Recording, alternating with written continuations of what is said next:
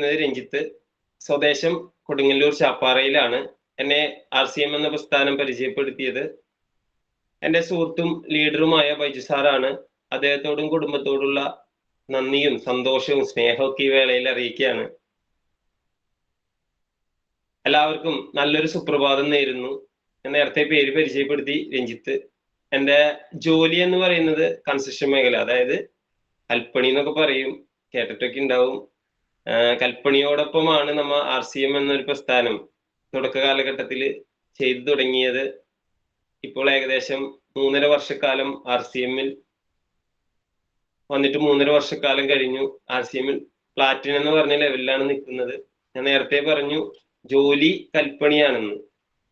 അപ്പൊ നമ്മ നോർമലി നമ്മളെല്ലാവരും പഠിക്കുന്ന കാലത്തായാലും പഠിച്ചു കഴിഞ്ഞ് നമ്മ ഒരു എന്തെങ്കിലും ഒരു മേഖല സെലക്ട് ചെയ്യാറുണ്ട്. അപ്പൊ ഞാൻ പഠിക്കുന്ന കാലത്ത് പഠിച്ചു കഴിഞ്ഞപ്പോ എനിക്ക് വേറെ ഒരു സംവിധാനവും കിട്ടിയില്ല. അപ്പൊ നമ്മ വേറെ എത്രയും പെട്ടെന്ന് നമുക്ക് എന്തെങ്കിലും പൈസ നേടണം എന്നുള്ള ലെവലിൽ കൽപ്പണിയാണ് തെരഞ്ഞെടുത്തത്. വേറൊരു ജോലി കിട്ടാനുള്ള വിദ്യാഭ്യാസം ഒന്നും ഇല്ല. അപ്പൊ കൽപ്പണി തെരഞ്ഞെടുത്ത് കഴിയുമ്പോൾ നമ്മ എല്ലാവർക്കും ആഗ്രഹങ്ങൾ ഉണ്ടാവില്ല, എല്ലാവർക്കും ആഗ്രഹങ്ങൾ ഉണ്ടാവും അല്ലെ? ആഗ്രഹങ്ങളാണ് നമ്മളെ മുന്നോട്ടേക്ക് നയിക്കുന്നത്. അപ്പൊ ആ ആഗ്രഹങ്ങൾ എല്ലാവർക്കും ഉണ്ടാവും. അതേപോലെ തന്നെ എനിക്കും വളരെയധികം ആഗ്രഹങ്ങൾ ഉണ്ടായിരുന്നു. എങ്ങനെയെങ്കിലും രക്ഷപ്പെടണം, നല്ല രീതിയിൽ ജീവിക്കണം, ഏതെങ്കിലും ഒരു നല്ല നിലയിൽ എത്തണമെന്ന്.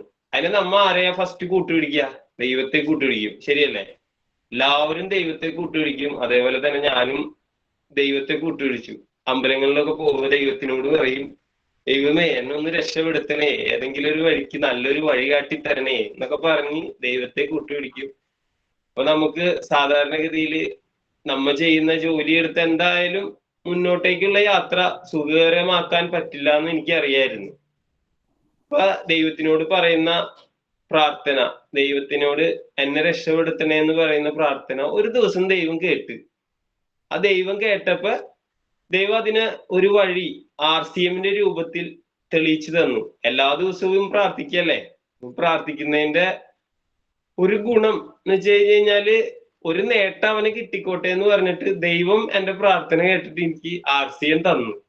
പക്ഷെ RCM തന്നപ്പോ ഞാൻ RCM വലിയ രീതിയിലൊന്നും ചെയ്തു തുടങ്ങിയില്ല. തുടങ്ങിയ സമയത്ത് RCM-ന്റെ വീട്ടില് കുറച്ച് പ്രൊഡക്റ്റുകളൊക്കെ ഉപയോഗിച്ച് നല്ലതാണെന്ന് തോന്നിയപ്പോൾ നമ്മ വീട്ടുകാരോട് എന്താ അഭിപ്രായം ചോദിക്കുക? നമ്മ കൊണ്ടു കൊടുക്കുന്ന സാധനങ്ങൾ നല്ലതാണെന്ന് ആദ്യം തന്നെ വീട്ടുകാരോടല്ലേ ചോദിക്കുള്ളൂ. അപ്പൊ വീട്ടുകാരോട് ചോദിച്ചപ്പോ ഓട്ടോമാറ്റിക്കായിട്ട് വീട്ടുകാർ പറഞ്ഞു കുഴപ്പമില്ല, നല്ല സാധനങ്ങളാണ്, നമ്മ ആദ്യം ഉപയോഗിക്കുന്നതിലും ഈടും കൂടുതലുണ്ടെന്നൊക്കെ പറഞ്ഞപ്പോ ഒരു ദിവസം ഷൈൻ ബാബു സാറിന്റെ ഒരു ക്ലാസ് എന്ന് പറയാനില്ല, ഒരു ഷൈൻ ബാബു സാറിന്റെ കയ്യിൽ നിന്ന് കുറച്ച് പ്രൊഡക്റ്റ് ബൈജു സാറ് വാങ്ങിച്ച് അതിൽ നിന്ന് കുറച്ച് പ്രൊഡക്റ്റ് എനിക്ക് തന്നിട്ടുണ്ടായിരുന്നു ഉപയോഗിച്ച് നോക്കാൻ പറഞ്ഞിട്ട്. അപ്പൊ ഉപയോഗിച്ച് നോക്കി ഷൈൻ ബാബു സാറ് ബൈജു സാർ കഴിഞ്ഞ ദിവസമൊക്കെ പറഞ്ഞിട്ടുണ്ടാവും, ബൈജു സാറിനെ ഇടയ്ക്ക് വിളിക്കും, പ്രൊഡക്റ്റ് ഒക്കെ ഉപയോഗിച്ചോ, നല്ലതാണെന്ന് തോന്നിയോ എന്നൊക്കെ ചോദിച്ച്. അപ്പൊ ബൈജു സാർ പറഞ്ഞു കുഴപ്പമില്ല, നല്ല സാധനങ്ങളാണ്, അത് ഉപയോഗിച്ച് തോന്നിയിട്ടുണ്ട്. അപ്പൊ അത് ഉപയോഗിക്കാൻ ഇതിനെപ്പറ്റി പറഞ്ഞു തരുന്നൊരു ചെറിയൊരു പ്രോഗ്രാം നമുക്ക് നിങ്ങളുടെ ഏരിയയിൽ വന്ന് ഞാൻ പറഞ്ഞു തരാമെന്ന് പറഞ്ഞു. ഓട്ടോമാറ്റിക്കായിട്ട് നമ്മ എന്താ പറയാ, വേണ്ട സാറേ, സാധനങ്ങൾ നല്ലതല്ലേ, ഞങ്ങൾ ഉപയോഗിച്ചോളാം. സാധനം ആളുടെ നിർബന്ധപ്രകാരം നമ്മുടെ വീടിന്റെ അടുത്ത്, നമ്മളൊരു സുഹൃത്തിന്റെ വീടിന്റെ ടെറസിന്റെ മുകളിൽ ഒരു പ്രോഗ്രാം ചെറിയ രീതിയിൽ ഒരു 10 പേരടങ്ങുന്ന ഒരു ചെറിയൊരു ഹോം മീറ്റിംഗ് പോലെ സാറ് സെറ്റ് ചെയ്ത് ഓട്ടോമാറ്റിക്കായിട്ട് ഇതിന്റെ ചെറിയൊരു വിവരണം നമുക്ക് കിട്ടി. മറ്റു കടയിൽ നിന്ന് വാങ്ങിയാൽ ഉള്ള ഗുണത്തേക്കാൾ ഉപരി ഇവിടെ നിന്ന് വാങ്ങിയാൽ ഗുണമുണ്ടെന്ന് മനസ്സിലായിട്ട് RCM-ൽ ജോയിൻ ചെയ്തു. അപ്പൊ കൽപ്പണിയാണ് ചെയ്തിരുന്നത്. അപ്പൊ ജോലി കഴിഞ്ഞ് വൈകുന്നേരം ഫ്രീ ആയിരിക്കും എന്ന് വെച്ച് കഴിഞ്ഞാൽ 6-6:30 ആകുമ്പോഴത്തേനും വീട്ടിലേക്ക് എത്തും. അത് കഴിഞ്ഞ് ഫ്രീ ആണ്. ബൈജു സാർ ഏകദേശം ബാങ്കിൽ ജോലി ചെയ്യുന്നു. ഞങ്ങൾ രണ്ടുപേരും നല്ല ഫ്രണ്ട്സ് ആണ് കേട്ടോ. ആദ്യം തുടക്ക കാലഘട്ടം മുതൽ ഇപ്പൊ പഠിക്കുന്ന ടൈം മുതൽ അറിയാം, അതിലും മുന്നേ അറിയാം, വീട് അടുത്തടുത്താണ്. അപ്പൊ ആള് ജോലി കഴിഞ്ഞെത്തുമ്പോ ഞാനും അതേപോലെ തന്നെ എന്റെ ജോലി കഴിഞ്ഞ് വൈകുന്നേരം ഒരു 6:30 ആകുമ്പോഴത്തേനും എത്തും. അത് കഴിഞ്ഞ് കുറച്ച് ടൈം ഉണ്ട്, പിന്നെ വെറുതെ ഇരിക്കുകയല്ലേ, വേറൊരു പരിപാടി ഇല്ല. അപ്പൊ ഈ സാധനങ്ങൾ വാങ്ങിച്ച് ഉപയോഗിക്കുന്നതോടൊപ്പം കുറച്ച് പൈസയും കൂടി കിട്ടുമല്ലോ, ഇത് വിൽക്കാന്നുള്ള ഒരു രീതി മനസ്സിലായി. പ്രൊഡക്റ്റ് അതില് 1-2 ഐറ്റം നമ്മുടെ സുഹൃത്തുക്കൾക്കൊക്കെ കൊടുത്തപ്പോ അവര് അതിനെപ്പറ്റി നല്ല അഭിപ്രായം പറഞ്ഞു. അപ്പൊ ഇതെന്താ, നമുക്ക് കുറച്ച് കൂടുതൽ ആളുകളിലേക്ക് എത്തിക്കാന്നുള്ള ലെവലില് എല്ലാ ദിവസവും വൈകുന്നേരങ്ങളിൽ ബൈജു സാറിന് ഒരു 2 വീലർ ഉണ്ട്. അതിന്റെ ബാക്കില് 2 സൈഡിലും ചാക്ക് നിറച്ച് ഞാൻ ബാക്കിലിരിക്കുക. എന്നിട്ട് കുറെ വീടുകളിലേക്ക് സാധനങ്ങൾ കൊണ്ടു കൊടുക്കും. ഈ സാധനങ്ങൾ കൊണ്ടു കൊടുക്കുമ്പോൾ ഓട്ടോമാറ്റിക് ആയിട്ട് നമുക്ക് അവിടെ നിന്ന് കുറച്ചീശെ പൈസ കിട്ടി തുടങ്ങി. എന്ന് വെച്ച് കഴിഞ്ഞാല് ഇത് നമുക്ക് കിട്ടുന്നതും വിൽക്കുമ്പോഴുണ്ടാകുന്ന ലാഭം കുറച്ച് കിട്ടും. ചെറുതായിട്ട് അക്കൗണ്ടില് അത്യാവശ്യം ആ തുടക്ക കാലഘട്ടത്തില് ഒരു മാസം 40,000 50,000 രൂപയുടെ സാധനങ്ങളൊക്കെ അങ്ങനെ 2 പേരും ഒന്നിച്ചാണ് എടുത്ത് വിൽക്കുമായിരുന്നു. അപ്പൊ അതിന്റെ പൈസയും വന്നു തുടങ്ങി. അപ്പൊ ഓട്ടോമാറ്റിക് ആയിട്ട് ഷൈൻ സാറ് നമ്മള് ബൈജു സാറിനെ വിളിക്കുന്ന കൂട്ടത്തിൽ, ബൈജു സാറിനായിരുന്നു കോണ്ടാക്ട്. അത് കഴിഞ്ഞിട്ട് അദ്ദേഹത്തെ വിളിക്കുന്ന കൂട്ടത്തിൽ എന്നെയും വിളിക്കും. സാറേ, ഇതിനെപ്പറ്റി കൂടുതൽ അറിയുന്നതിന് വേണ്ടി കുറച്ച് പ്രോഗ്രാമുകൾ വരുന്നുണ്ട്, ട്രെയിനിങ്ങുകൾ വരുന്നുണ്ട്, അത് അറ്റൻഡ് ചെയ്താൽ നല്ലതായിരിക്കും എന്ന് പറയും. അപ്പൊ നമ്മ എന്താ പറയാ, മല്ലി, മുളക്, മഞ്ഞളാട്ട ഇതൊക്കെ ഞങ്ങൾ വാങ്ങിച്ച് ഉപയോഗിക്കേണ്ടത് നല്ലതാണെന്ന് നമുക്കറിയാം, വീട്ടുകാർക്ക് അറിയാം. ഇത് കൊടുക്കാൻ നമുക്കൊരു ബുദ്ധിമുട്ടില്ല, ഞങ്ങൾ ആളുകൾക്ക് കൊടുക്കുന്നുണ്ട്. ഇനി എന്തിനാ ട്രെയിനിങ്? സ്വാഭാവികമായിട്ട് എല്ലാവരും ചിന്തിക്കുന്ന ഒരു കാര്യമാണ്. ഇത് തന്നെയാണ് ഞാനും ചിന്തിച്ചത്. ഞാനൊരു സാധാരണക്കാരൻ. ഇതിനേക്കാൾ ഉപരി മറ്റ് ചിന്താഗതികളൊന്നും നമുക്കില്ല. അപ്പൊ ഇങ്ങനെ തന്നെ ചിന്തിച്ചു പോയിട്ട് കുറച്ചു കാലം ഒരു ജോയിൻ ചെയ്തൊരു കൊല്ലത്തോളം വെറുതെ കളഞ്ഞു. ഇപ്പൊ നമ്മുടെ ലീഡേഴ്സ് ഒക്കെ ഒരു കഥ പറയാറുണ്ട്. ആ കഥയിൽ നിന്ന് തന്നെ തുടങ്ങാം. നമ്മളുടെ ഒരു കാട്ടിലെ ഒരു രാജാവ്, അതായത് സിംഹം കാട്ടിലെ രാജാവാണ്. അപ്പൊ രാജാവ് ഇതെന്നെ ഉദ്ദേശിച്ച് മാത്രം പറയുന്ന കഥയാണ് കേട്ടോ. നിങ്ങൾ അപ്പൊ ആലോചിച്ച് നോക്കിയോ. കാട്ടിലെ ഒരു രാജാവ് സിംഹം ഒരു മത്സരം അവിടെ പ്രഖ്യാപിച്ചു. സിംഹം ഒരു മത്സരം പ്രഖ്യാപിച്ചപ്പോ മത്സരം ഇങ്ങനെയാണ് പ്രഖ്യാപിച്ചത്: നമ്മുടെ കാട്ടിലുള്ള എല്ലാ മൃഗങ്ങളെയും മത്സരത്തിൽ പങ്കെടുക്കണം. ഈ മത്സരത്തിൽ പങ്കെടുപ്പിച്ചിട്ട് മത്സരം ഇങ്ങനെയാണ്: ഏത് മൃഗമാണോ വരുന്നത് ആ മൃഗം മറ്റുള്ള മൃഗങ്ങളെ എല്ലാവരെയും ചിരിപ്പിക്കണം. അതാണ് മത്സരം. അപ്പൊ രാജാവ് ഒത്ത സെന്ററിൽ ഇരിക്കുന്നു, മറ്റു മൃഗങ്ങളൊക്കെ അവിടെ ഇവിടെ ആയിട്ട് തമ്പടിക്കുന്നു. ഓരോരോ മൃഗങ്ങൾ വരുന്നു. ഫസ്റ്റ് വന്നത് കുരങ്ങനാണ്. കുരങ്ങൻ വന്നിട്ട് കുറെ തമാശകൾ കാട്ടി. കുറെ ചേഷ്ടകൾ കാട്ടാറില്ലേ? കുറെ ചേഷ്ടകൾ കാട്ടി, കുറെ വികൃതികൾ കാട്ടി. എല്ലാ മൃഗങ്ങളും ഇത് കണ്ട് ചിരിച്ചപ്പോ ഓട്ടോമാറ്റിക് ആയിട്ട് ആമ മാത്രം ചിരിച്ചില്ല. അപ്പൊ ഫസ്റ്റ് രാജാവ് പറഞ്ഞത് എന്താണ്? ചിരിക്കാത്ത പക്ഷം ഈ മത്സരത്തിന് വരുന്ന മൃഗത്തെ കൊന്നു കളയും. ഓട്ടോമാറ്റിക് ആയിട്ട് ആമ ചിരിക്കാത്തത് കൊണ്ട് തന്നെ സിംഹം പറഞ്ഞ് ആ കുരങ്ങനെ അങ്ങോട്ട് കൊന്നു കളയും. ആമനെ ചിരിപ്പിക്കാൻ അതിന് പറ്റിയില്ല. അപ്പൊ കുരങ്ങനെ കൊണ്ടുപോയിട്ട് കുരങ്ങനെ ഇത്രയധികം കഷ്ടപ്പെട്ട് കുറെ തമാശകൾ കാട്ടിട്ടാ ചിരിക്കാത്തത് കൊണ്ട് തന്നെ ആമനെ അങ്ങോട്ട് കുരങ്ങനെ കൊന്നു കളഞ്ഞു. അപ്പൊ അടുത്തൊരു മൃഗം വന്നു, മുയല്. മറ്റേ ബോധം കുറെ മാസങ്ങളൊക്കെ പഠിച്ചിട്ടൊക്കെയാണ് വന്നേക്കുന്നത്. എന്നിട്ട് പല മുയല് വന്ന തന്നെ ഒരു ക്യാരറ്റ് പിടിച്ച് എല്ലാവരും ചിരിപ്പിക്കുന്ന രീതിയിലാണ്. പക്ഷെ ഇത് കണ്ടിട്ട്, മുയലിന്റെ തമാശകൾ കണ്ടിട്ട് ബാക്കി എല്ലാവരും ചിരിച്ചു, ആമ മാത്രം പിന്നെയും ചിരിച്ചില്ല. രാജാവ് വീണ്ടും പറഞ്ഞു, ആ മുയലിനെ അങ്ങോട്ട് കൊന്നുകളയി. അപ്പൊ ബാക്കിയുള്ള മൃഗങ്ങളൊക്കെ പേടിച്ചിരിക്കുക, ബാക്കി എല്ലാവരും ചിരിക്കണ്ട്, ആമ മാത്രം ചിരിക്കണ്ട. ഇനി ആമനെ ചിരിപ്പിക്കാൻ എന്താ ചെയ്യാന്ന് പറഞ്ഞ് ആലോചിച്ച് വരിക. മൂന്നാമത്തെ അവസരം കിട്ടിയ ജിറാഫിനെ വിളിച്ച വഴിക്ക് ആമ അവിടെ അട്ടഹസിച്ച് ചിരി തുടങ്ങി. ആമ അങ്ങോട്ട് പൊടിയും കാര്യങ്ങളൊക്കെ പരത്തി ചിരി അങ്ങോട്ട് തുടങ്ങിയിട്ട് ആമ ഈ ചിരിക്കണതിന്റെ ഇടയ്ക്ക് പറയുന്നുണ്ട്, അയ്യോ ആ കുരങ്ങന്റെ ഒരു തമാശ എന്ന് പറഞ്ഞിട്ടാ ചിരിക്കണത്. ഇതേ മൈൻഡ് ആയിരുന്നു എനിക്ക് RCMൽ വന്നപ്പോ. അതായത് എനിക്കെല്ലാം അറിയാം, മറ്റുള്ളവർ പറയുന്ന കാര്യങ്ങളൊന്നും നമുക്ക് മൈൻഡ് ചെയ്യണ്ട. ഇത് പറഞ്ഞിട്ടാണ് തുടങ്ങിയത്. RCM തുടങ്ങുമ്പോ നോർമലി ഞാൻ തുടങ്ങിയത് അങ്ങനെയാണ്. ഞാൻ എന്നായിട്ട് അതായത് എന്റെ ബുദ്ധി ഉപയോഗിച്ച ഞാൻ തുടങ്ങിയത്. ഇത് അങ്ങോട്ട് തുടങ്ങിക്കഴിഞ്ഞ് കുറച്ചു കാലം കഴിഞ്ഞപ്പോ നമ്മളെ കുറച്ച് വിൽപ്പന ലാഭവും കാര്യങ്ങളൊക്കെ കിട്ടും. ഇത് പറഞ്ഞ് എന്നും ഷൈൻ ബാബു സാറ് വിളിക്കും.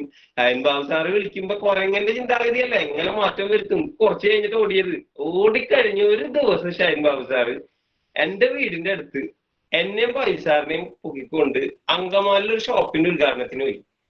ആ ഷോപ്പിന്റെ ഉദ്ഘാടനത്തിന് പോയപ്പോ അതുവരെ ഞാൻ RCM ആയിട്ട് കണ്ടത് ഷൈൻ ബാബു സാറിനെയാണ്. ഒരു പ്രാവശ്യം, അതിന്റെ ഇടയ്ക്ക് ഒരു പ്രാവശ്യം സജീവ് സാറിനെ കണ്ടിട്ടുണ്ട്. തുടങ്ങിയ സമയത്താണ് ഞാൻ പറയുന്നത്.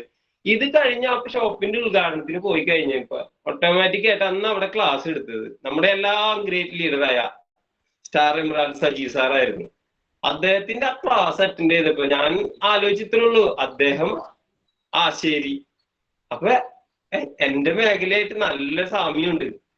ഞാൻ കൽപ്പണി ചെയ്യുന്നു, വീടുമായിട്ടുള്ള ഒരു സാമ്യം ഇദ്ദേഹം ചെയ്യുന്നുണ്ടെങ്കിൽ നമ്മളെപ്പോലുള്ള സാധാരണക്കാരൻ. അന്ന് സജീവ് സാറിനെ നന്നായിട്ട് മീറ്റ് ചെയ്യാൻ പറ്റി.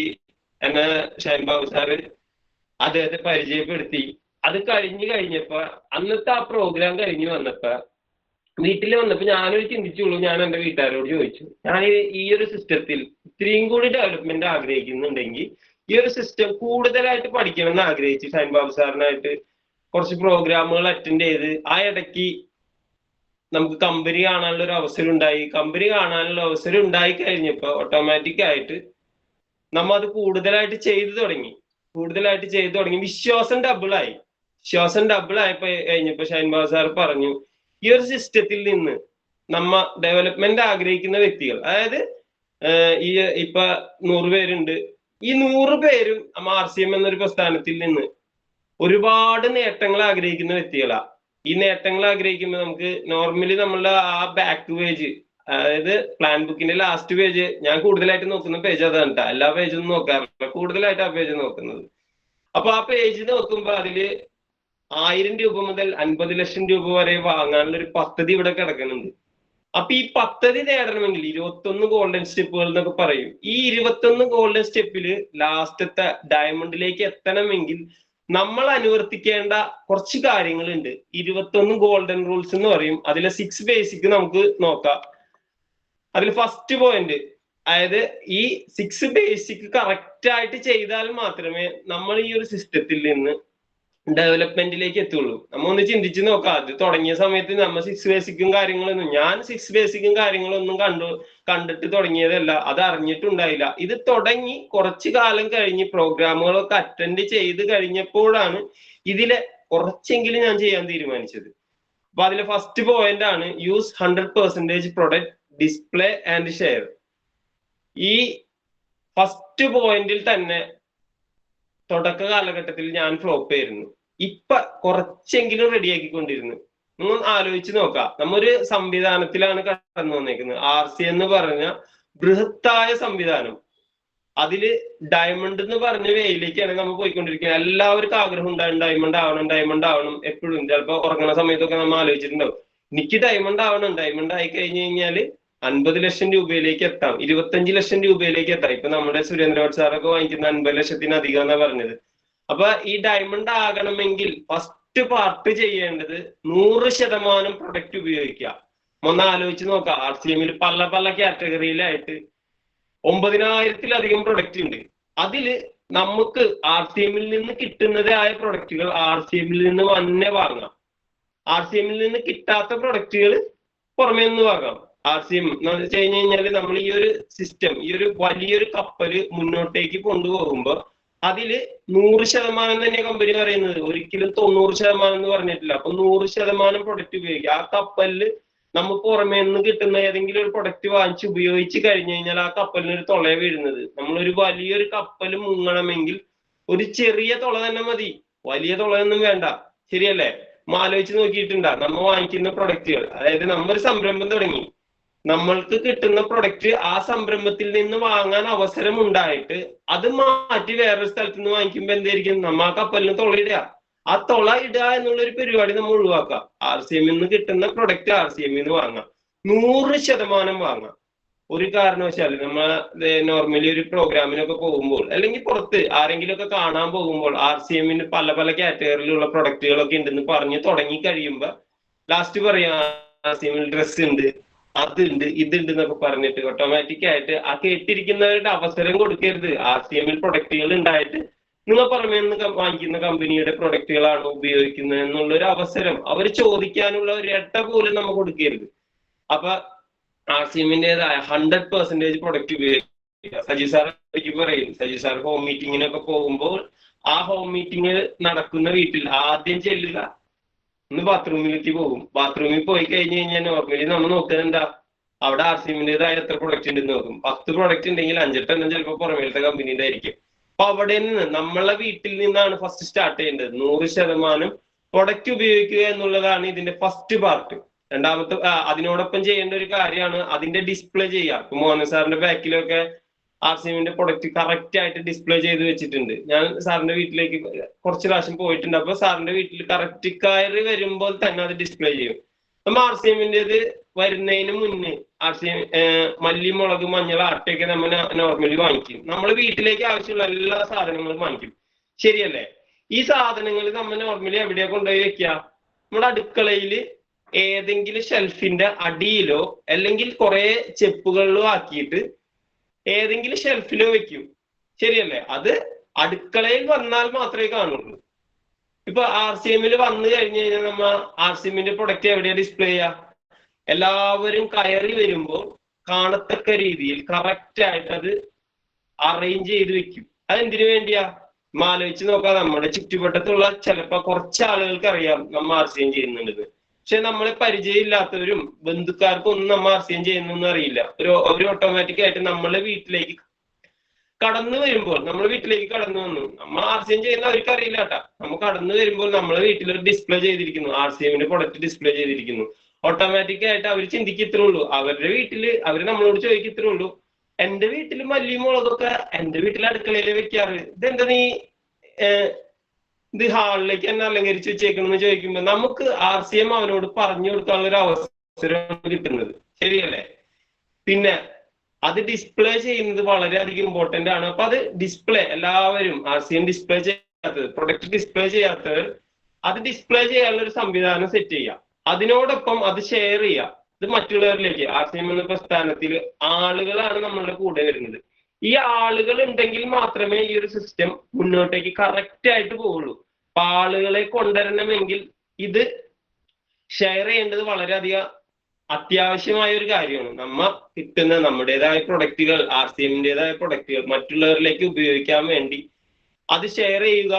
ഈ 3 കാര്യം, ഈ ഫസ്റ്റ് പോയിന്റിലെ 3 കാര്യം, 100% പ്രൊഡക്റ്റ് ഉപയോഗിക്കുക, അതിനോടൊപ്പം അത് ഡിസ്പ്ലേ ചെയ്യുക, അത് ഷെയർ ചെയ്യുക, ഇതാണ് RCMന്റെ 6 ബേസിക്കിലെ ഫസ്റ്റ് പോയിന്റ്. എല്ലാവരും അത് കറക്റ്റ് ചെയ്യുക. ഇനി രണ്ടാമത്തെ പോയിന്റ് എന്ന് വെച്ച് കഴിഞ്ഞാല് make A list of dreams and prospects. ഇത് വളരെയധികം എന്ന് വെച്ച് കഴിഞ്ഞാൽ 6 ബേസിക്കിലെ രണ്ടാമത്തെ ഇമ്പോർട്ടന്റ് ആയ ഒരു കാര്യമാണ് ഡ്രീംസുകൾ സെറ്റ് ചെയ്യുക.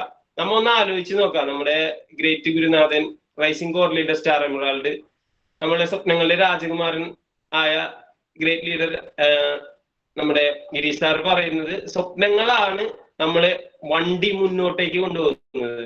നമ്മ ഈ ഒരു സിസ്റ്റത്തിൽ നിന്ന് വിജയിക്കാൻ ആഗ്രഹിക്കുമ്പോൾ ചെയ്യേണ്ടതായ രണ്ടാമത്തെ പാർട്ടാണ് നമ്മ മെയിൻ ആയിട്ട് നമ്മ എപ്പോഴും കാണത്തക്ക രീതിയിൽ നമ്മുടെ സ്വപ്നങ്ങൾ എഴുതി വെക്കണം.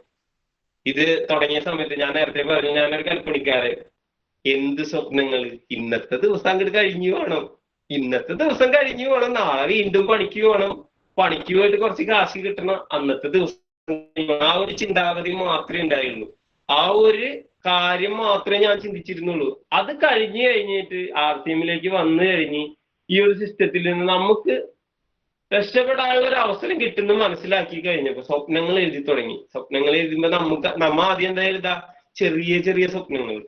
എന്ത് എഴുതാ? ഒരു ചെറിയ എന്തെങ്കിലും വാങ്ങണം, ഒരു ചെറിയൊരു 2 വീലർ വാങ്ങണം, ഇതൊക്കെയായിരുന്നു ഫസ്റ്റ് സ്വപ്നം. പക്ഷെ RCMൽ ഡെവലപ്പ് ആയ ഒരു കുറെ ലീഡേഴ്സിനെ കണ്ടപ്പോ ഞാൻ എന്റെ സ്വപ്നങ്ങൾ വലുതായി. ഈ സ്വപ്നങ്ങളാണ് നമ്മളെ മുന്നോട്ട് കൊണ്ടുവരുന്നതെന്ന് ഗിരീഷ് സാർ ഇടയ്ക്കിടയ്ക്ക് പറയും.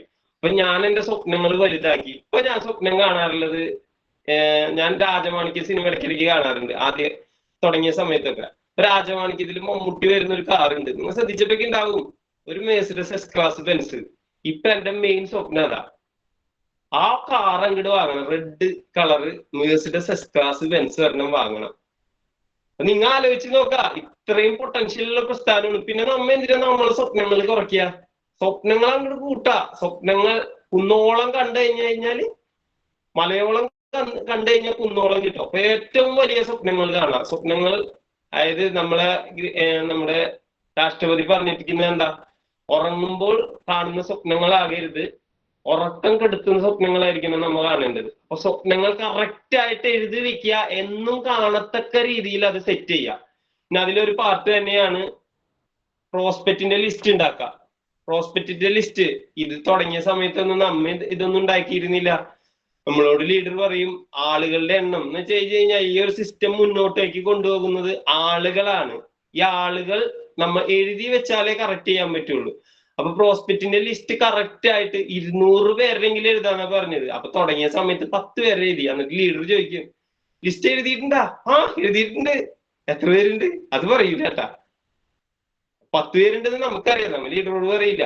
അപ്പൊ നമ്മ ആലോചിച്ച് നോക്കാം, നമ്മളിൽ ഒരു ഫോൺ ഉണ്ട്, എല്ലാവരുടെയും സന്തത സഹചാരിയാണ് ഫോൺ. ആ ഫോണിൽ മിനിമം ഒരാളുടെ കോണ്ടാക്ട് എടുത്തു കഴിഞ്ഞു കഴിഞ്ഞാല് വെറുതെ എടുത്ത് നോക്കിയോ, എണ്ണി നോക്കിയോട്ടെ, നിങ്ങൾ ഇന്ന് തന്നെ എണ്ണി നോക്കിയോ, കോണ്ടാക്ട് എണ്ണി നോക്കിയോ, തുടങ്ങി ലാസ്റ്റ് വരെയുള്ള അക്ഷരങ്ങൾ എണ്ണി നോക്കി കഴിഞ്ഞാൽ മിനിമം ഒരു 300 ചില്ലാൻ പേരുണ്ടാവും. ഈ സാധാരണ ഒരു ജോലി ചെയ്യുന്ന എനിക്ക് അതുണ്ടെങ്കിൽ അതിനേക്കാൾ ഉപരി ഒരുപാട് കണക്ഷൻ ഉള്ള നിങ്ങൾക്ക് എത്രയും പേരുണ്ടാവും. അത് മാത്രമല്ല 200 പേര് അല്ലെങ്കിൽ 300 പേരുണ്ടാവുന്ന ലിസ്റ്റ് വെറുതെ ഒന്ന് നമുക്ക് പുസ്തകത്തിലേക്ക് പകർത്താം. അതോടൊപ്പം നമ്മുടെ വീട്ടിലൊരു ഫംഗ്ഷനും കാര്യങ്ങളൊക്കെ വരുമ്പോ നമ്മൾ നോർമലി ഒരു 250 പേരെങ്കിലും വിളിക്കും. ഒരു കല്യാണം വന്നു, ഇപ്പൊ ഈ ഒരു പ്രോഗ്രാമിൽ ഇരിക്കുന്ന എല്ലാവരെയും കല്യാണം കഴിഞ്ഞിട്ടുണ്ടാവും, അല്ലെങ്കിൽ കല്യാണം കഴിയുന്ന മക്കളുള്ള വ്യക്തികളായിരിക്കും. അവരൊക്കെ വെറുതെ ആലോചിച്ച് നോക്ക്, മിനിമം 200 പേര് 250 പേരെ വിളിക്കുന്ന ഒരു കല്യാണത്തിന് നമ്മളുടെ ലിസ്റ്റ് 10 പേര് അല്ലെങ്കിൽ 20 പേര്. ആ ലിസ്റ്റിനെ കൂട്ടാം. ലിസ്റ്റ് കൂട്ടുക എന്നുള്ളത് വളരെയധികം ഇമ്പോർട്ടന്റ് ആണ്. ഈ ലിസ്റ്റ് കൂട്ടുക, ലിസ്റ്റ് കറക്റ്റ് ചെയ്യുന്നത് ഫ്രണ്ട്സ് എന്ന് പറഞ്ഞ കാറ്റഗറിയിലായിരിക്കും നമ്മൾ ലിസ്റ്റ് ഇടേണ്ടത്.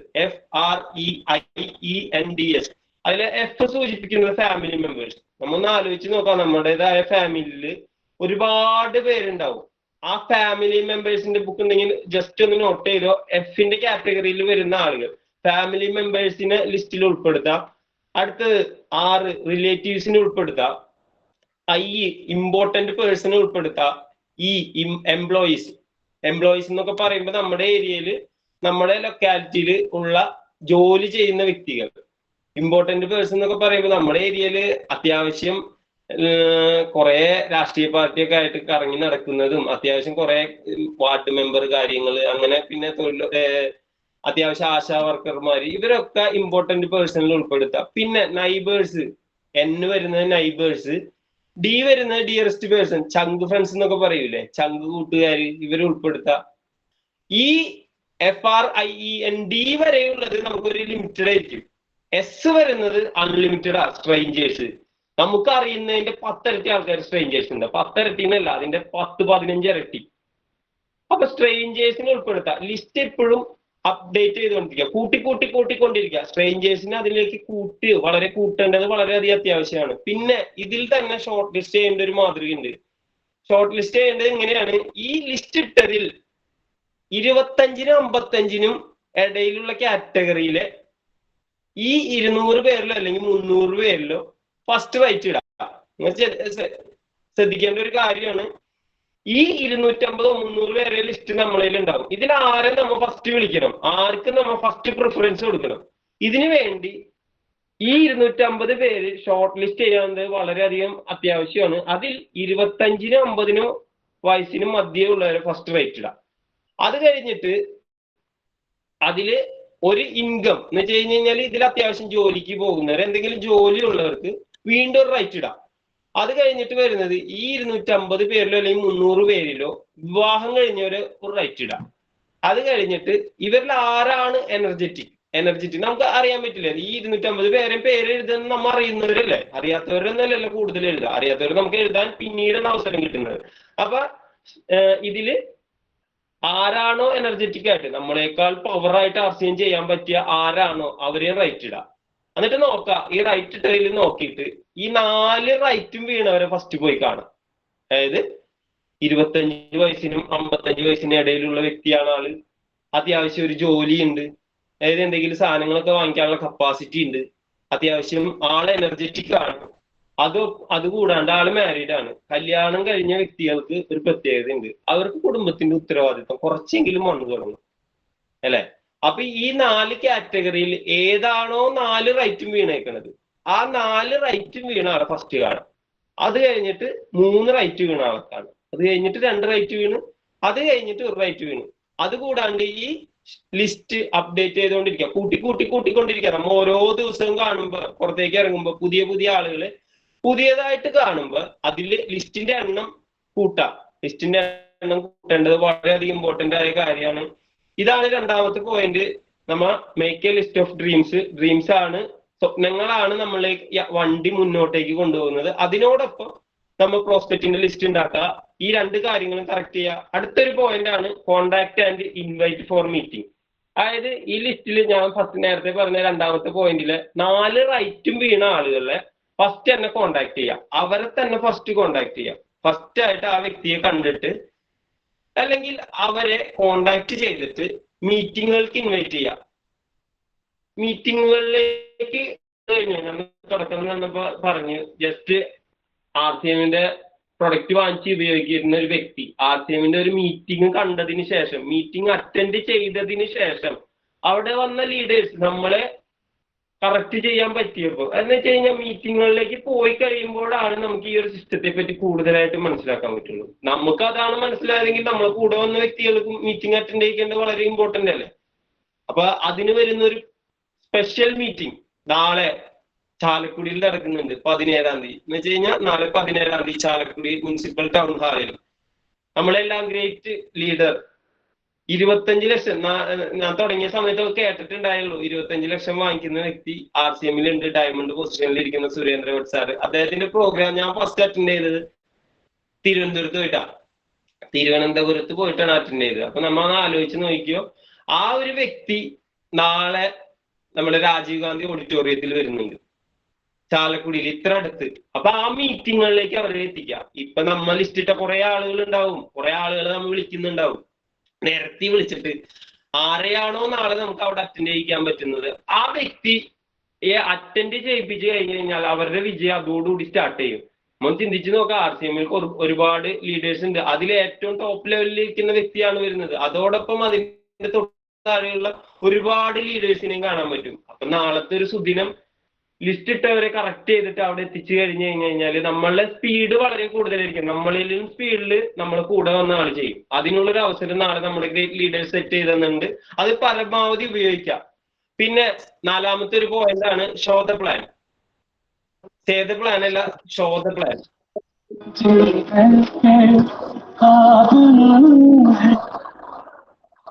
ആ 4ാമത്തെ ഒരു പോയിന്റ് ആണ് ഷോ ദ പ്ലാൻ.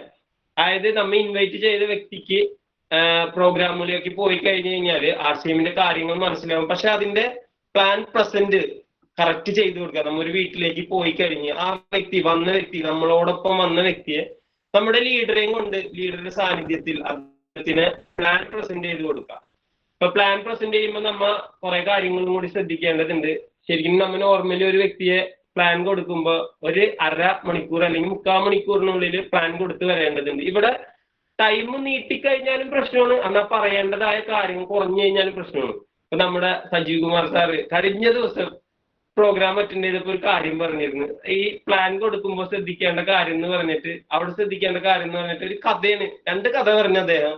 അതില് പ്ലാൻ കൂടിപ്പോയി കഴിഞ്ഞാലുള്ള പ്രശ്നവും പറഞ്ഞു, പ്ലാൻ കുറഞ്ഞു പോയി കഴിഞ്ഞാലുള്ള പ്രശ്നവും പറഞ്ഞു. പ്ലാൻ കൂടിപ്പോയി കഴിഞ്ഞാലുള്ള പ്രശ്നം പറഞ്ഞപ്പോ അദ്ദേഹം ഒരു ഹുദ്ദയുടെ കഥയാണ് പറഞ്ഞത്. അതായത് ഗൾഫ് രാജ്യങ്ങളിലൊക്കെ നമ്മൾ പ്ലാൻ കൊടുക്കുമ്പോ നീണ്ടുപോയാലുള്ള പ്രശ്നം വരുമ്പോഴുള്ള ശ്രദ്ധിക്കേണ്ട കാര്യമുണ്ട്. ഇത് ജസ്റ്റ് ഞാൻ തുടങ്ങിയ സമയത്തൊക്കെ ഇങ്ങനെയൊക്കെ കുറെ അനുഭവിച്ചിട്ടുണ്ട്, അതുകൊണ്ട് പറഞ്ഞതാ.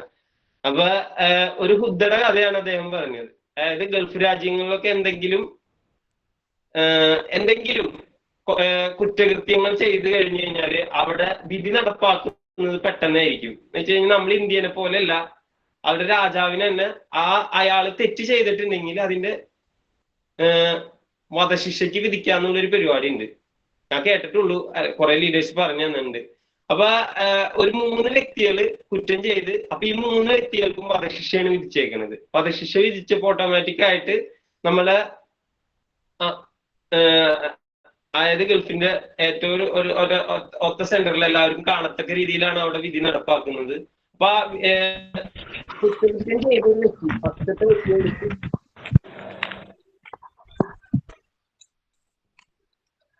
കുറ്റകൃത്യം ചെയ്ത ഫസ്റ്റത്തെ വ്യക്തിയെ വിളിച്ച് അദ്ദേഹത്തിനോട് കുറ്റകൃത്യമൊക്കെ ഓട്ടോമാറ്റിക് ആയിട്ട് തെളിവെടുപ്പും കാര്യങ്ങളൊക്കെ കഴിഞ്ഞപ്പോൾ ആള് കുറ്റം ചെയ്തു എന്ന് മനസ്സിലായി. ആദ്യത്തെ കാലഘട്ടത്തില് വാളുകൊണ്ട് തലച്ചേരിക്കുന്നതായിരുന്നു പരിപാടി. ഇപ്പൊ അതിന് മെഷീനും കാര്യങ്ങളൊക്കെ വന്നിട്ടുണ്ട്. അപ്പൊ ഈ വ്യക്തി നിൽക്കുന്ന വഴിക്ക് ആ ഒരു കുറ്റകൃത്യം ചെയ്ത നിർത്തി ഇത് വിധി നടപ്പാക്കുന്ന ആള് വന്നിട്ട് ഒരു സ്വിച്ച് ഇടുന്നു, ഒരു വാള് വന്നിട്ട് ഇയാളുടെ കഴുത്തറക്കുന്ന ഒരു പരിപാടിയാ. അപ്പൊ വാള് വന്നിട്ട് കഴുത്തറക്കുന്നത്, കഴുത്തിന്റെ ഈ ചെവിടിന്റെ ഇവിടെ എത്തിയപ്പോ വാള് നിന്നു. വാള് നിന്ന് കഴിഞ്ഞ് കഴിഞ്ഞപ്പോ രാജാവിന് ആശ്ചര്യമായി. രാജാവ് പറയാ, മാഷാ അല്ലാ, ഇയാള് കുറ്റം ചെയ്തിട്ടില്ല, ഇയാള് വെറുതെ വിട്ടേക്കെന്ന് പറഞ്ഞിട്ട് അയാളെ പറഞ്ഞു വിട്ടു. ഓട്ടോമാറ്റിക് ആയിട്ട് അയാള് ജീവനും കൊണ്ട് ഓടി. പോയ വഴിക്ക് പുല്ലും കൂടി മുളച്ചില്ലാട്ടാ, അതേ സ്പീഡിൽ ഓടിയത്. പിന്നെ അത് ശരിയായി കഴിഞ്ഞ് ഇയാളുടെ അടുത്താണ് പോകുന്നത്. അപ്പൊ അടുത്ത ആളെ വിളിച്ചപ്പോൾ ഇത് തന്നെ പരിപാടി. വാള് വന്ന അയാളുടെ കഴുത്തിന്റെ അവിടെ നിന്നു. അപ്പൊ വീണ്ടും രാജാവ് പറഞ്ഞു, ദൈവം ഇയാളെ രക്ഷിച്ചു, ഇയാളെ വെറുതെ വിട്ടേക്കു, ഇയാൾ കുറ്റം ചെയ്തിട്ടില്ല എന്ന് പറഞ്ഞ അയാളെ വിട്ടു. മൂന്നാമത്തെ വിളിച്ച ആള് ഈ വധശിക്ഷയുടെ അടുത്ത് എത്തിയപ്പോ ആള് പറഞ്ഞു, ദൈവം എന്നല്ല അയാളെ രക്ഷിച്ചത്, പകരം ആ മെഷീന്റെ ഒരു നെറ്റ് ലൂസാണ്. നമ്മൾ ആലോചിച്ച് നോക്കാം. ഞാൻ തുടക്ക കാലഘട്ടത്തിൽ പ്ലാൻ കൊടുത്തിരുന്നു, ദൈവം എന്നല്ല അയാളെ രക്ഷിച്ചത്, ആ മെഷീന്റെ ഒരു നെറ്റ് ലൂസായിരുന്നു. പിന്നെ എന്താ സംഭവിച്ചതെന്ന് നമുക്ക് അറിയാൻ പറ്റില്ല. ആ മെഷീന്റെ നെറ്റ് ടൈറ്റ് ചെയ്ത് ഇയാളെ വധശിക്ഷ കഴിഞ്ഞു. അപ്പൊ നമ്മ കൊടുക്കുന്ന പ്ലാൻ അരമണിക്കൂറോ അല്ലെങ്കിൽ 3/4 മണിക്കൂറോ കൊടുക്കേണ്ട പ്ലാൻ നീണ്ടുപോയാലുള്ള അവസ്ഥ ഇങ്ങനെയായിരിക്കും. കേട്ടിരിക്കുന്നവൻ ഭയങ്കര അറിവായിരിക്കും. അതേപോലെ തന്നെ കുറഞ്ഞു കഴിഞ്ഞാലും പ്രശ്നമാണ്. RCMന്റെ കാര്യങ്ങൾ പറഞ്ഞു കഴിഞ്ഞാൽ പറയുന്നതിൽ കുറവ് വന്നു കഴിഞ്ഞാൽ ഈ ആൾക്കൊന്നും മനസ്സിലാവില്ല. അതിനെ ഒരു കഥ പറയാറുണ്ട് ലീഡേഴ്സ്. കഥ ഇങ്ങനെയാണ്, 2 കഥ അടുപ്പിച്ച് പറഞ്ഞു എന്നുള്ളൂ. അത് നമ്മൾ കറക്റ്റ് ചെയ്യാൻ എന്ന് വെച്ച് കഴിഞ്ഞാൽ നമ്മൾ പറയുന്നതിനേക്കാൾ ഉപരി നമ്മളെ മനസ്സിലാ കഥ പെട്ടെന്ന് പ്രതിഫലിക്കും. നമ്മൾ എന്തെങ്കിലും പറയുന്ന സമയത്ത് ഈ കഥയായിരിക്കും നമ്മളെ ചിന്തയിലേക്ക് വരാം. അപ്പൊ കഥ അതുകൊണ്ട് പറഞ്ഞെന്നുള്ളൂ കേട്ടാ. അപ്പൊ കുറഞ്ഞു കഴിഞ്ഞു കഴിഞ്ഞാൽ നമ്മൾ പ്ലാൻ കൊടുക്കുന്നതിൽ മുഴുവനാക്കാതെ പോയി കഴിഞ്ഞാൽ ബുദ്ധിമുട്ടെന്ന് പറയുമ്പോ പറയാന്ന് വെച്ച് കഴിഞ്ഞു കഴിഞ്ഞാല് നമ്മളെ ഒരു വ്യക്തിക്ക് ഒരു തത്തയെ കിട്ടി. ഈ തത്ത പല പല ഭാഷകൾ സംസാരിക്കും. ഈ പല പല ഭാഷ സംസാരിക്കുന്ന തത്തനെ കിട്ടിയപ്പോ തത്തനെ കൊണ്ട് ഇയാളുടെ വീട്ടിലേക്ക് വെച്ച് ഇതിനൊന്ന് നോക്കിക്കോ, ശരിയാക്കിക്കോളാൻ പറഞ്ഞു, എടുത്ത് വെച്ചോളാൻ പറഞ്ഞു. അപ്പൊ ഇയാൾ കൊണ്ടുവരുന്ന രീതി ഇങ്ങനെയാണ്. ഇതിനു മുന്നേ എന്ത് സാധനം പരിപാടിയാണ് ആര് ചെയ്തിരുന്നത്, അതങ്ങനെയാണ് പറഞ്ഞ് സെറ്റ് ചെയ്തേക്കുന്നത്. അപ്പൊ നോർമലി ഈ കൊണ്ടുവച്ചിട്ട് ഇയാളുടെ സുഹൃത്തുക്കളെ പോയി വിളിച്ചുകൊണ്ടുവന്നു. കൊടുക്കുന്ന വഴിക്ക് ഈ ലേഡി, അതായത് ഇയാളുടെ ഭാര്യ, ഈ തത്തനെ ഫ്രൈ ചെയ്തിട്ടാണ് ഭക്ഷണമായിട്ട് കൊടുത്തത്. അപ്പൊ ഇയാൾ പറഞ്ഞിട്ടുണ്ട്, കൂട്ടുകാരന്മാരോട് പറഞ്ഞിട്ടുണ്ട്, എന്റെ വീട്ടിൽ ഒരു തത്തനെ കിട്ടിയിട്ടുണ്ട്, 10-15 ഭാഷകൾ സംസാരിക്കും എന്നൊക്കെ പറഞ്ഞിട്ടാണ് ഈ കൂട്ടുകാരന്മാരെ വിളിച്ചുകൊണ്ടുവന്നത്. അപ്പൊ ഭക്ഷണം കൊടുക്കുന്നതിന്റെ ഇടയ്ക്ക് ഭാര്യനോട് ഇയാൾ പറയാ, ആ തത്തനെ എടുത്തുകൊണ്ട് വാ, ഇവരെ നമുക്കൊന്ന് പരിചയപ്പെടുത്താം. 10-15 ഭാഷ സംസാരിക്കുന്ന തത്തേനെന്ന് പറഞ്ഞിട്ടാണ് വിളിച്ചുകൊണ്ടുവന്നത്, എടുക്കാൻ പറഞ്ഞത്. അപ്പൊ ഈ ഭാര്യ പറഞ്ഞ്, ഇത്രേ ഉള്ളൂ, അത് 10-15 ഭാഷ പോയിട്ട് അതിനെ കൊല്ലണ സമയത്ത് എന്നെ ഒന്ന് കൊല്ലല്ലേന്ന് പറഞ്ഞിരുന്നെങ്കിൽ ഞാൻ അതിനെ വെറുതെ വിട്ടിരുന്നേനെ. അതേപോലെ ആയിരിക്കും നമ്മൾ കൊടുക്കുന്ന പ്ലാൻ. കുറഞ്ഞു കഴിഞ്ഞു കഴിഞ്ഞാലും ഇത് പ്രശ്നമാണ്. അപ്പൊ കുറയാണ്ട് കറക്റ്റ് ആയിട്ട് നമ്മൾ പ്ലാൻ കൊടുക്കാൻ പഠിക്കണം. ഇതാണ് 4ാമത്തെ point. Show the plan. Say the plan അല്ല, കറക്റ്റ് എഴുതി അവർക്ക് മനസ്സിലാകുന്ന രീതിയിൽ കറക്റ്റ് ആയിട്ട് പ്ലാൻ കൊടുത്തു കഴിഞ്ഞു കഴിഞ്ഞാൽ നമ്മൾ കൊടുക്കുന്ന പ്ലാനിൽ 10 പേരുണ്ടെങ്കിൽ 10 പേര് RCMൽ ജോയിൻ ചെയ്യും. പിന്നീട് വരുന്ന കാര്യം കറക്റ്റ് അവരെ ഫോളോ അപ്പ് ചെയ്യുക എന്നുള്ള ഒരു കാര്യമാണ്. 5ാമത്തെ പോയിന്റ് വരുന്നത് ഇവരെ ഫോളോ അപ്പ് ചെയ്യുക എന്നുള്ളൊരു പരിപാടിയാണ്. നമ്മ നോർമലി RCM എന്ന പ്രസ്ഥാനത്തിൽ മുന്നോട്ടേക്ക് കൊണ്ടുപോകുമ്പോൾ 90% ബ്ലോക്ക് ആവുന്ന ഒരു സമയം എന്ന് വെച്ച് കഴിഞ്ഞാൽ ഫോളോ അപ്പ് ചെയ്യുന്ന സമയത്താണ്. ബാക്കി എല്ലാ സമയവും കറക്റ്റ് ചെയ്ത് കൊണ്ടുപോയിട്ട് ഒരു പ്ലാനും കൊടുത്ത് കാര്യങ്ങളൊക്കെ കൊടുത്തു കഴിഞ്ഞിട്ട് ഫോളോ അപ്പ് ചെയ്യുന്ന പരിപാടി വളരെ കുറഞ്ഞു പോയി കഴിഞ്ഞു കഴിഞ്ഞാൽ അവരെ പൊക്കിക്കൊണ്ടുവരിക എന്നുള്ളത് വളരെയധികം ബുദ്ധിമുട്ടുള്ള ഒരു കാര്യമാണ്. ഈ ഒരു സിസ്റ്റത്തിന്റെ പ്രത്യേകത എന്ന് പറഞ്ഞു കഴിഞ്ഞാൽ നമ്മുടെ ഗ്രേറ്റ് ലീഡേഴ്സ് ഒക്കെ പറയുന്നത്, ഒരു വ്യക്തി എമറാൾഡ് എന്ന് പറഞ്ഞ ലെവല് വരെ അവരെ ഫോളോ അപ്പ് ചെയ്യണം എന്നാണ്. നമ്മ ആലോചിച്ച് നോക്കാം. നമ്മ ഒരാളെ വിളിച്ച് ചിലപ്പോൾ ഒരു പ്രോഗ്രാമിന് കൊണ്ടുപോയിട്ടുണ്ടാവും, അല്ലെങ്കിൽ നമ്മൾ ഒരു പ്രാവശ്യം വിളിച്ച് അവരോട് പ്ലാനും കാര്യങ്ങളൊക്കെ കൊടുത്തിട്ടുണ്ടാവും. അവരെ നമ്മൾ ഫോളോ അപ്പ് ചെയ്യാറുണ്ടാവും. ആലോചിച്ച് നോക്ക്. ഞാൻ എന്റെ തുടക്ക കാലഘട്ടത്തിൽ കുറെ പേരോട് പ്ലാൻ പറയും, അത് കഴിഞ്ഞ് അവരെ വിട്ടുകളയും, പിന്നെ അവരെ വിളിക്കില്ല. അത് കഴിഞ്ഞ് കുറച്ച് നാൾ കഴിഞ്ഞപ്പോ എന്ന് വെച്ച് കഴിഞ്ഞാൽ സിസ്റ്റം മനസ്സിലാക്കി തുടങ്ങി കഴിഞ്ഞപ്പോൾ കുറച്ചീശ ചെയ്തു തുടങ്ങി. മുഴുവനായിട്ട് ചെയ്യണമെന്നല്ലാണ്ട് ഞാൻ ചെയ്തു തുടങ്ങി എന്നല്ല പറഞ്ഞത്, കുറച്ചെങ്കിലും ചെയ്ത് കഴിഞ്ഞപ്പോഴാണ് നമുക്ക് ഇത്തിരിയെങ്കിലും റിസൾട്ട് ആയി തുടങ്ങിയത്. അപ്പൊ ഫോളോ അപ്പ് ചെയ്യുന്നത് വളരെയധികം ഇമ്പോർട്ടന്റ് ആയ ഒരു കാര്യമാണ്. ലീഡേഴ്സ് പറഞ്ഞ പോലെ എമറാൾഡ് പൊസിഷൻ വരെയെങ്കിലും ആ വ്യക്തിയെ ഫോളോ അപ്പ് ചെയ്യണം. എന്നാൽ മാത്രമേ നമ്മൾ ഈ ഒരു സിസ്റ്റത്തിൽ നിന്ന് ഡെവലപ്മെന്റ്, അതായത് ഈ ഒരു സിസ്റ്റത്തിൽ നിന്ന് നമ്മൾ എന്താണോ വിജയം ആഗ്രഹിക്കുന്നത് അതിനെ ഫോളോ അപ്പ് ചെയ്യേണ്ടത് വളരെയധികം ഇമ്പോർട്ടന്റ് ആണ്. ഒരു പ്രാവശ്യം വിളിക്കുന്നതിന് പകരം വിളിച്ചുകൊണ്ടേയിരിക്കുക. വിളിക്കുന്നപ്പോ ഈ വ്യക്തിയെ വിളിക്കുന്നതോടൊപ്പം അടുത്തൊരു വ്യക്തിയെയും കൂടി ഫോളോ അപ്പ് ചെയ്യുക എന്ന് വെച്ച് കഴിഞ്ഞാൽ നമ്മുടെ ലീഡേഴ്സ് ഒക്കെ പറഞ്ഞ പോലെ തന്നെ മൂർത്തി സാറ് ബിനു സാറിനെ കൊല്ലങ്ങളോളം ഫോളോ അപ്പ് ചെയ്തത് കൊണ്ടാണ് റൂബി എന്ന് പറയുന്ന ലെവലിലേക്ക് ബിനു സാർ എത്തിയത്. അപ്പൊ നമ്മ ഒരു വ്യക്തിയെ വിളിക്കുമ്പോ എത്ര പ്രാവശ്യം വിളിച്ചിട്ടുണ്ട് നമ്മൾ ഓരോരുത്തരും ചിന്തിച്ച് നോക്കാം. നമ്മൾ ചിലപ്പോൾ ഒരു പ്രാവശ്യം വിളിച്ചിട്ടുണ്ടാവും, 2 പ്രാവശ്യം വിളിച്ചിട്ടുണ്ടാവും. അത് കഴിഞ്ഞ് വിളിച്ചിട്ട് വരണില്ല, ശരിയല്ലേ? നമ്മൾ ചിന്തിച്ചു നോക്ക്. ഞാൻ കുറെ പ്രാവശ്യം ആലോചിച്ചാണ്. 2 പ്രാവശ്യം വിളിക്കുമ്പോ അവൻ വരില്ല, ഓട്ടോമാറ്റിക് ആയിട്ട് ആളങ്ങട് നമ്മ കട്ട് ചെയ്താൽ മതി. അപ്പൊ നമ്മ ആലോചിച്ച് നോക്കാം.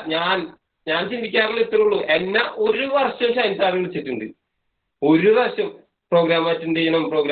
അപ്പൊ ഞാൻ എന്താ പറയാറ്, ഇതെന്തിനാ സാറേ പ്രോഗ്രാം അറ്റൻഡ് ചെയ്യുന്നത്?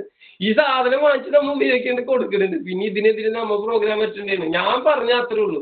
അപ്പൊ ഞാനിരുന്ന് ആലോചിക്കും, അയ്യോ എന്നെ 1 കൊല്ലം ആള് വിളിച്ചിട്ടുണ്ട്, ഞാനപ്പോ വിളിക്കേണ്ടത് 1 കൊല്ലം പോയിട്ട് 6 മാസമെങ്കിലും ആള് വിളിക്കണ്ടേ, നല്ല ആരെങ്കിലും വരുള്ളൂ. അപ്പൊ ആ ലെവലിലേക്ക് പതിയെ വളരാൻ തുടങ്ങി. പിന്നെ അടുത്തൊരു പോയിന്റ് ആണ് ലാസ്റ്റ്. ഇത്രയും കാര്യങ്ങൾ 5 കാര്യങ്ങൾ കറക്റ്റ് ചെയ്ത് കഴിഞ്ഞു കഴിഞ്ഞാല് പിന്നെ ചെയ്യേണ്ട കാര്യമാണ് ജോയിനിങ് ആൻഡ് സ്റ്റാർട്ടപ്പ്. പിന്നെ ആ വ്യക്തിയെ ജോയിൻ ചെയ്ത് ഈ പ്രവർത്തനം ആദ്യം ചെയ്ത പരിപാടി 100% പ്രൊഡക്റ്റ് ഉപയോഗിക്കുക. നമ്മൾ ചെയ്തത് എന്താണോ അത് തന്നെ മറ്റുള്ളവരെ കൊണ്ട് ചെയ്യിക്കാനുള്ള ഡ്യൂപ്ലിക്കേഷൻ എന്ന് പറയുന്ന സംഭവം കറക്റ്റ് ചെയ്യുക. 100% പ്രൊഡക്റ്റ് ഉപയോഗിക്കുക. അവരുടെ വീട്ടിൽ അത് ഡിസ്പ്ലേ ചെയ്യിക്കുക, അവരെ കൊണ്ടും അത് ഷെയർ ചെയ്യിപ്പിക്കുക. പിന്നെ മേക്ക് എ ലിസ്റ്റ്, അവരെ കൊണ്ട് അത് ചെയ്യിക്കുക. ഡ്രീംസുകൾ സെറ്റ് ചെയ്യിക്കുക, ആളുകളുടെ ലിസ്റ്റ് എഴുതിക്കുക, പിന്നെ അവരെ കോണ്ടാക്ട് ചെയ്യുക, അവരോട് തന്നെ പറയാ കോണ്ടാക്ട് ചെയ്യുക, അത് ഇൻവൈറ്റ് ചെയ്യുക. അത് കഴിഞ്ഞിട്ട് അവരെ കൊണ്ട് ഷോ ദ പ്ലാൻ പറയാൻ, എഴുതി പഠിക്കുക. അത് കഴിഞ്ഞിട്ട് അവരെ കൊണ്ട് തന്നെ ഫോളോ അപ്പ് ചെയ്യിക്കുക നമ്മളെ സഹായത്തോടു കൂടി. പിന്നെ ഈ പ്രവർത്തനം, ഈ 6 കാര്യങ്ങൾ കറക്റ്റ് ആയിട്ട് റൊട്ടേറ്റ് ആയിട്ട് തിരിഞ്ഞു കഴിഞ്ഞു കഴിഞ്ഞാല് മിനിമം എന്റെ കണക്കിനാണെങ്കിൽ എമറാൾഡ് ഒക്കെ വിട്ടുപോകും. ഇത്രയും കാര്യങ്ങൾ കുറച്ച് ചെയ്തപ്പോ പോലും നമ്മൾ പ്ലാറ്റിനത്തിലേക്ക് എത്തി. അപ്പൊ അതൊരു ഈ 6 കാര്യം നമ്മ ചെയ്യണുണ്ടോ? ഉണ്ട്. നമ്മ ഒന്ന് കറക്റ്റ് ചെയ്ത് നോക്കാം. നമ്മ വേറെ ആരെയും ബോധിപ്പിക്കണ്ട. നമ്മ ഓരോരുത്തരും നമ്മള് നെഞ്ചത്ത് കൈവച്ച് ചെയ്ത് നോക്കാം. ഈ കാര്യങ്ങൾ ഞാൻ ചെയ്യുന്നുണ്ടോ? ഈ കാര്യങ്ങൾ ഞാൻ ചെയ്യുന്നതിൽ എന്തെങ്കിലും കുറവുകളുണ്ടോ? ഈ കുറവുകൾ ഉണ്ടെങ്കിൽ അത് നികത്തിയാൽ മാത്രം, ഈ 6 കാര്യങ്ങൾ നികത്തിയാൽ മാത്രം മിനിമം ഒരാൾ കിട്ടും. അപ്പൊ ഇത്രയും കാര്യങ്ങളാണ് 6 ബേസിക്കിന്റെ പാർട്ടായിട്ട് വരുന്നത്. പിന്നെ ഇതിനോടൊപ്പം മെയിനായിട്ട് എവിടെ വരുന്ന പ്രോഗ്രാമുകളായാലും അത് അറ്റൻഡ് ചെയ്യാൻ ശ്രമിക്കുക. ഫസ്റ്റ് ഞാൻ തുടങ്ങിയ സമയത്ത് ഞാൻ പറഞ്ഞു, പ്രോഗ്രാമുകൾ അറ്റൻഡ് ചെയ്യാത്തത് കൊണ്ട് എൻ്റെ 1 കൊല്ലം വെറുതെ പോയി. പ്രോഗ്രാമുകൾ അറ്റൻഡ് ചെയ്ത് തുടങ്ങിയപ്പോഴാണ് ഇത്തിരിയെങ്കിലും ചെയ്തു തുടങ്ങിയത്.